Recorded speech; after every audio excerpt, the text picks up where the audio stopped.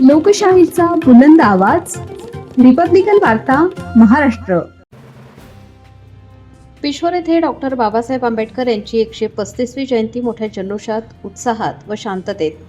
Doctor Babasaheb Ambedkar यांच्या संघर्षमय जीवन प्रत्येकाला प्रेरणादायी। प्राध्यापक व्याख्याते मनोज मोकासे।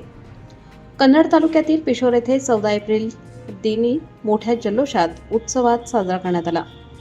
या जयंतीच्या कार्यक्रमात सर्व समाज बांधव सहभागी दिसून आले। यावेळी प्रमुख व्याख्याते प्राध्यापक मनोज मोकासे यांनी आपल्या व्याख्यानात डॉक्टर बाबासाहेब आंबेडकर यांच्या संपूर्ण जीवन प्रवासाची व देशाच्या हितासाठी केलेल्या कार्याची सखोल माहिती देऊन प्रत्येकाने एकदा तरी संविधानाचे वाचन करावे असा सल्ला दिला। यावेळी जिल्हा परिषद सदस्य केतन काझे, पंचायत समिती सदस्य यांचे पती शेख, माजी सरपंच PM डहाके, पिशोर पोलीस स्टेशनचे API शिवाजी नागवे, जमादार वसंत पाटील, जमादार इंगळे, माजी सरपंच नारायण जाधव, सामाजिक कार्यकर्ते राजीव दगडू, मोकासे, राजू विठोबा डहाके यांनी आपले थोडक्यात मनोगत व्यक्त केले। या कार्यक्रमात माजी जिल्हा परिषद मुख्याध्यापक हरिभाऊ शेजवळ, माजी जिल्हा परिषद ग्रामपंचायत सदस्य उत्तम बनकर, माजी सैनिक प्रकाश शिंगारे, सोनाजी आहेर, ग्रामपंचायत सदस्य बबलू मोकासे, शंकर नवले, औरंगाबाद जिल्हा मध्यवर्ती सहकारी बँकेचे अधिकारी युवराज शेजवळ, गौतम बनकर, समितीचे अध्यक्ष विजय शेजवळ, अमोल शेजवळ, अमोल बनकर, माता भगिनी व गावातील प्रतिष्ठित नागरिक, युवकांचा सहभाग मोठ्या संख्येने उपस्थित होता। कार्यक्रमाचे सूत्रसंचालन अरुण शेजवळ यांनी केले। संध्याकाळी डॉक्टर बाबासाहेब आंबेडकर यांच्या पुतळ्यापासून गावातून शेफेपूर बाजारपट्टी, दिगर जामा मस्जिद, आनाडी गल्ली, मोठा गणपती या मार्गे भव्य मिरवणूक काढण्यात आली। या मिरवणुकीमध्ये तरुण मुलं, मुली, माता भगिनी मोठ्या संख्येने सहभागी झाले होते। पिशोर पोलीस स्टेशनच्या वतीने चौक बंदोबस्त ठेवण्यात आला होता।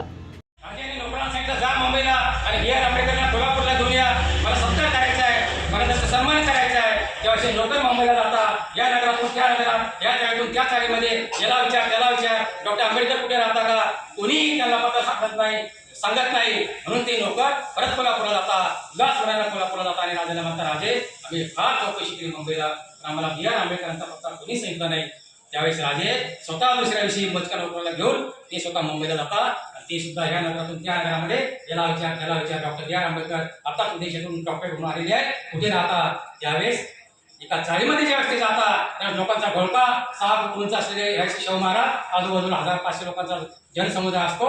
एक मुलगा तिथे बाबासाहेब माडीवर असतात, अभ्यास करत असतात। एक मुलगा पळत पळत बाबासाहेबकडे जातो आणि बाबासाहेब कोल्हापूरची राजे तुमची चौकशी करताय, तुम्हाला विचारताय, लोकांना विचारता बाबासाहेब कुठे राहतात? त्यावेळेस बाबासाहेब त्या मुलाला म्हणतात, अरे बा ती कोल्हापूरची राजे आहे, ती माझं नाव कशाला घेतील? तो मुलगा आग्रह करतो, बाबासाहेब तुम्ही पाहता खरे किती लोकांचा घोळका आहे, किती मध्यभागी राजे उभे आहे। त्यावेळेस बाबासाहेब खरोखर पाहतात आणि घाईघाईनं शिव महाराजांकडे येतात, जवळ येतात, त्यांची नजर होते, डोळा भेट होते। ते छत्रपती शिवाजी महाराज या राजाने एकाच वेळी 4 भयानक शत्रूशी लढा देऊन स्वराज्याचं रक्षण केलं, असा जगातला एकमेव पराक्रमी राजा स्वराज्य रक्षक छत्रपती संभाजी महाराज। ज्या महामानवाने शिक्षणाची गंगा पोहोचण्याच्या दारादारात घराघरात आणि मनामनामध्ये नेऊन शैक्षणिक क्रांती घडवून आणली। एवढंच नाही, 1869 या देशाची पहिली शिवजयंती रायगडावर सुरू केली। ती शिवजयंती जनक क्रांतीज्योती महात्मा ज्योतिबा फुले या माऊलीने समाजातील मुलींचा शैक्षणिक जीवनातला अंधार दूर व्हावा म्हणून शिक्षणाची ज्योत पेटवून ज्ञानाचा प्रकाश निर्माण केला। त्या ज्ञानज्योती सावित्रीबाई फुले। जग बदल भावनी भाव सांगून गेली मला भीमराव या शब्दात डॉक्टर बाबासाहेब आंबेडकरांच्या कार्याचा महिमा आपल्या साहित्याच्या माध्यमातून जगासमोर मांडणारे साहित्य सम्राट अण्णाभाऊ साठे। ज्या महामानवाने आपल्या बुद्धिमत्तेच्या जोरावर लेखणीच्या सामर्थ्यावर या देशाचं संविधान तयार करून बहुजन समाजातील प्रत्येक व्यक्तीला ताळमेळाने उभे केले। राज्यातील शिल्पकार, भारताचे भाग्य विधाते, महामानव विश्वरत्न डॉक्टर बाबासाहेब आंबेडकर या सर्व महामानवांना, महामातांना मी तुमच्या टाळ्यांच्या आवाजाकडे अभिवादन करतो, वंदन करतो।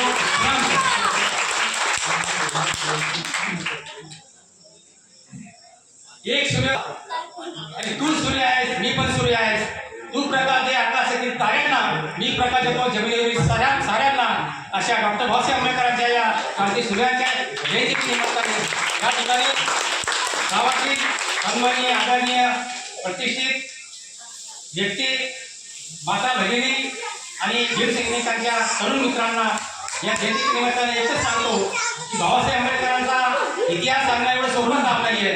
अनेक दिवस लागतील, आयुष्य संपून जाईल, पण बाबासाहेबांच्या कार्याचा कोणताही व्याख्याता भाषण करू शकत नाही.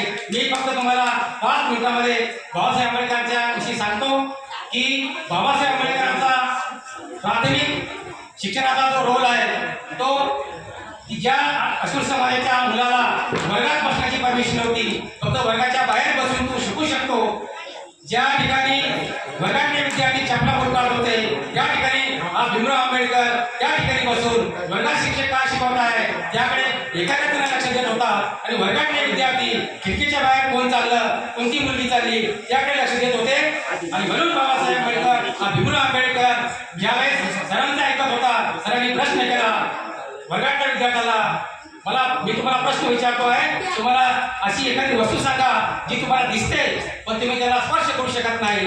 एक विद्यार्थी उभा राहिला, त्याने सांगितलं सर मला सूर्य दिसतो पण मी त्याला स्पर्श करू शकत नाही. दुसरा विद्यार्थी म्हटला सर मला चंद्र दिसतो त्याला मी स्पर्श करू शकत नाही.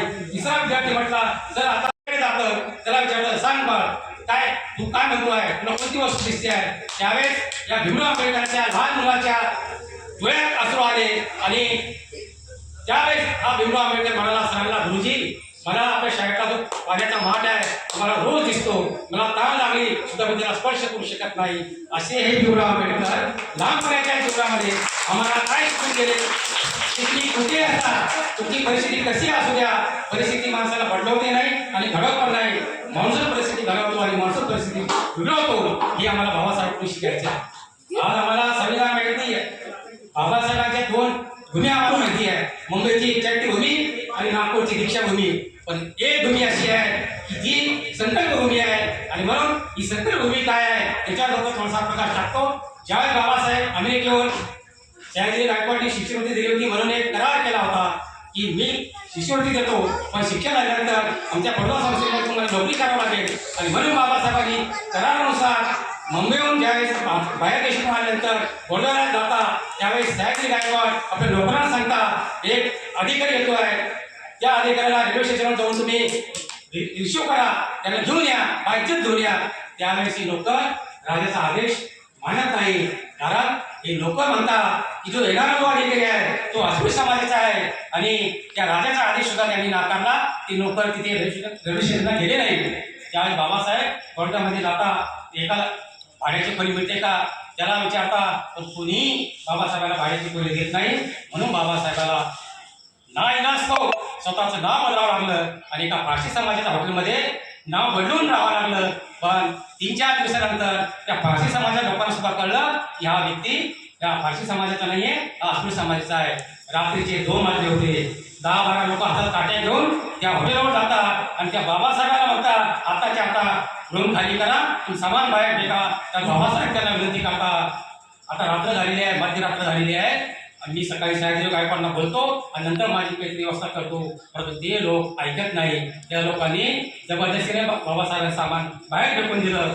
त्या बाबासाहेब बाजूला एक बगीचा असतो, त्या बगीच्याचा झाडाखाली बसता आणि ढसा राहता. त्यांच्या डोळ्यातून पाण्याची वाट मोकळी करतात. पण त्या डोळ्याच्या अश्रूतून त्यांना एक संकल्पना सुचली की मी एवढं शिकलो, मी विदेशातून डॉक्टर झालो, परंतु माझी इतकी जर असेल तर माझा जो समान बांधव आहे, तो जो निरीक्षक आहे, तो जो अज्ञानी आहे, मग त्यांचं जीवन कसं असेल. म्हणून बाबासाहेबांनी कोणत्याही मोठ्या पदाची नोकरी न करता, ती कलेक्टर झाली असते, कमिशनर झाली असते, पण त्यांनी नोकरी न करता आपल्या बुद्धिमत्तेचा वापर आयुष्यभर कोणासाठी केला असेल. फक्त तरी समाज. रिपब्लिकन वार्ता महाराष्ट्र प्रतिनिधी मिलिंद कुमार लांडगे, छत्रपती संभाजीनगर, कन्नड.